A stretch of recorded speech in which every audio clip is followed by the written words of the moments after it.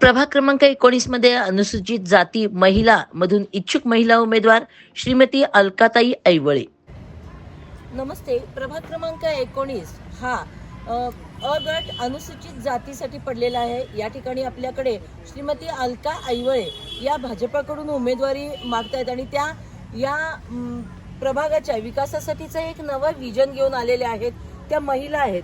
महिलाच महिलांचे प्रश्न सोडवू शकतात आणि त्यांना त्यांच्या समस्या खूप चांगल्या पद्धतीनं जाणून घ्यायच्या असतात किंवा ते त्याचा पाठपुरावा करून त्यातून मार्ग काढतात हे तर आपल्याला माहितीच आहे. त्यामुळं श्रीमती अलकाताई या देखील आपल्यासोबत आहेत. आमच्या या प्रभागातला काही भाग हा अनुसूचित जातीमध्ये मोडतो आणि खूप मोठा असा अशिक्षित महिला वर्ग देखील या ठिकाणी आहे आणि या महिलांसाठी म्हणा किंवा त्या अशिक्षित वर्गासाठी त्यांचं विजन नेमकं विकासाचं काय आहे याची आपण थोडक्यात माहिती घेऊया. ताई नमस्ते. नमस्कार. मी अलका श्रीकांत ऐवळे. बोला. मी अलका श्रीकांत ऐवळे गव्हर्नमेंट कॉलनी 19 वार्डामधून बोलते. गेल्या 2018 मध्ये मी मतदान निवडणूक लढवली आहे. त्या टायमाला मला 2482 मतं मिळालेली, अपक्षमधून उभारलेली. आणि आत्ता सध्या म्हणायला गेलं तर मी मतदान निवडून आलो नाही म्हणून घरी बसलेलो नाही आहे. माझा मुलगा सुहास श्रीकांत ऐवळे हे सदैव 7 वर्ष झालं वार्डासाठी काम करतात आणि करत आहेत. म्हणजे आता कसं सध्या म्हणजे कुणीही नगरसेवक इकडे फिरकडत नाहीत. म्हणजे गव्हर्नमेंट कॉलनी भाग ते तुम्हाला पूर्ण ते ह्याच्यापर्यंत रोड आहे, बेतल नगरपर्यंत. त्या साईडला कुणीही आमचं म्हणजे सहसा कोणी येतच नाही. आणि हे चाणक्यपूर काय तुम्ही बघता ना, हे सुद्धा म्हणजे बरेच वर्ष झाले सगळे बंदच होतं. आत्ता हे म्हणजे तूर्त हे म्हणजे माझ्या मुलांनी चालू केलेलं आहे की आम्ही सगळं सर्वांनी मिळून सर्व युवा मंडळ किंवा महिला मंडळांना सगळ्यांनी मिळून आम्हाला साथ दिल्यामुळं आम्ही हे काम करायला शक्य पडलं. आपण पाहतोय की बेथेल नगर वगैरे सारखा आणि मानलेसवाडीचा काही भाग जो दुर्लक्षित झालेला आहे त्या ठिकाणी हमाल आणि मजूर वर्ग जास्त प्रमाणात आहे आणि त्या ओघानं या ठिकाणी तरुणाई आणि कुठलाही हमाल वर्ग हा नशेच्या आहारी गेलेला आपण पाहतोय. तर त्या लोकांना, त्या युवकांना नशेपासून मुक्त करणं, परावृत्त करणं आणि त्यांना योग्य त्या मार्गाने त्यांचं कुटुंब उदरनिर्वाह चांगला चालावा यासाठी प्रयत्न करणे. तर यासाठी आपल्याकडे कोणतं विजन आहे?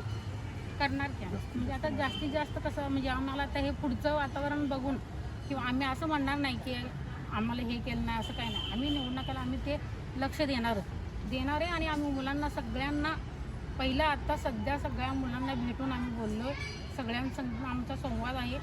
सगळ्यांनी मिळून आम्ही प्रयत्न करणार. महिला सक्षमीकरण आणि महिला सबलीकरण हा एक नारा आपण नेहमीच ऐकतोय आणि आपण देखील एक महिला आहात. तर महिला म्हणून महिलांच्या सक्षमीकरण आणि सबलीकरणासाठी आपलं विजन काय आहे? म्हणजे जितक्या आम्ही महिला आहे आता हे काय सगळं इथून सगळं सुशिक्षित म्हटल्यानंतर काय हे सांगता येतच नाही. त्यांना माहिती आहे का म्हणजे काय सरकारी योजना आहेत किंवा काय हे सगळं त्यांना माहिती असणार. का म्हणजे बेतल नगर किंवा मालनेसवाडी इथं कसं आहे म्हणजे समस्या आंबून जाऊन बोलल्याशिवाय त्यांना ते जाणवणार नाही. का म्हणजे जास्तीत जास्त लोकांना लाभ घेऊन देण्याचा प्रयत्न करणार. त्यांनी कसं माहिती आहे सगळ्या महिला आम्ही स्वतः मी महिला मंडळ बचत गट तिथं होतो. कमीत कमी 45-50 महिलांचं मी हे होतो. शिलाईची कामं आम्ही सगळी मिळून करत होतो. म्हणजे बरीच लोक म्हणजे तिकडली सहसा कशी कामांच्या बाहेर पडल्यामुळे तिकडली जास्त महिला बाहेर नसतात. त्यांना जास्त ते हे करत नाहीत ना, अनुभव त्यांना येत नाही. पण आम्ही सगळं त्यांच्या डोक्यामध्ये भरून सगळ्यांना सांगून आम्ही हे काम करायला सक्षम करतो. आपण असं पाहतोय की आरोग्यासाठी किंवा आरोग्याच्या बाबतीत देखील महिला या उदासीन असतात. म्हणजे पूर्ण कुटुंबाचा भार असेल म्हणा किंवा पैशाचं नियोजन असेल तर त्यांना जर काही विकार झाले तर ते स्वतःच्या आजाराकडे दुर्लक्ष करतात. परंतु त्याचं पुन्हा म्हणजे पर्यवसान मोठ्या रोगांमध्ये होतं आणि ते आटोक्यात येत नाही. तर त्यासाठी त्यांच्या सुरुवातीच्या काळात म्हणजे एक महिला स्वतःच्या आरोग्यासाठी दक्ष राहावी तर यासाठी आपण काय पुढं प्रभागात उपाययोजना कराल? कसं आहे काय आता दवाखाना म्हटल्यानंतर ना कुणीही म्हणत काम करते घर कुटुंब चालवायचं म्हटल्यानंतर ना सगळ्यांचा एक विचार वेगळाच असतो. जसं कसं आपलं हे स्वतःचं बघण्यापेक्षा मुलांना बघायचं का संसार बघायचा हे सगळ्यांना मोठा प्रश्न असतो. त्यामुळं दुर्लक्ष होतं ते. आपण जाऊन सांगितल्याशिवाय त्यांना बोलल्याशिवाय त्यांनाही काय लक्षात येणार नाही. ते सगळं म्हणजे कसं त्यांचं वार्डांचं हे आम्ही आता गेले या टायमाला शेखर इनामदार साहेबांच्या वाढदिवसाला आम्ही आरोग्य शिबिर घेतलेलं स्फूर्ती चौकात शिवमंदिरमध्ये. बराच म्हणजे भरपूर आम्हाला हे झालेलं आहे. तसं म्हणजे छान झालं आमचा कार्यक्रम. ते महाआरोग्य शिबिर म्हणा तुम्ही काही महिलांचं हे सगळं असं सगळ्यात ते आम्ही पुढाकार घेऊन सगळ्यांचं हे केलं. महिलांसाठी एक वेगळं आणि चांगलं विजन घेऊन अलकाताई ऐवळे या ठिकाणी निवडणुकीसाठी इच्छुक आहेत आणि त्यांनी भाजपाकडून उमेदवारी मागितलेली आहे. त्यांच्या या उमेदवारीसाठी आमच्या सांगली प्रहार टीमकडून त्यांच्या भावी वाटचालीस खूप खूप शुभेच्छा.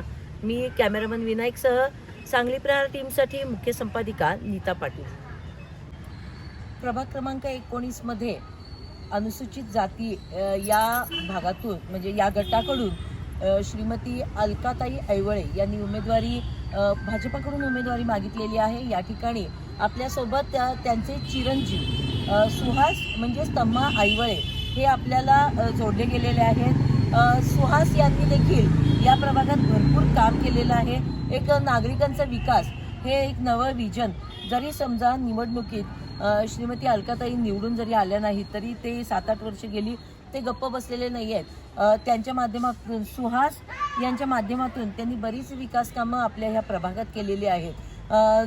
सुहास ऐवळे यांच्याकडून आपण या सर्व कामांचा एक थोडक्यात आढावा घेऊयात.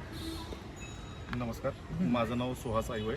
सर्वप्रथम मी तुमचा आभार मानतो की प्रहारच्या माध्यमातून प्रहार न्यूजच्या माध्यमातून तुम्ही आम्हाला बोलण्यास संधी दिली.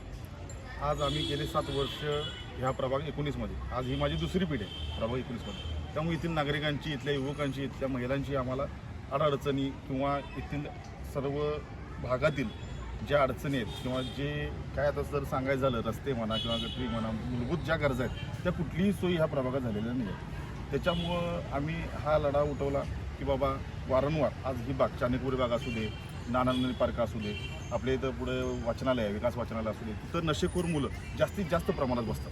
त्या संदर्भात आम्ही वारंवार विश्राम पोलीस स्टेशन जाऊन PI साहेबांना त्याचं निवेदन दिलं. निवेदन त्याच्यावरती आळा आणला.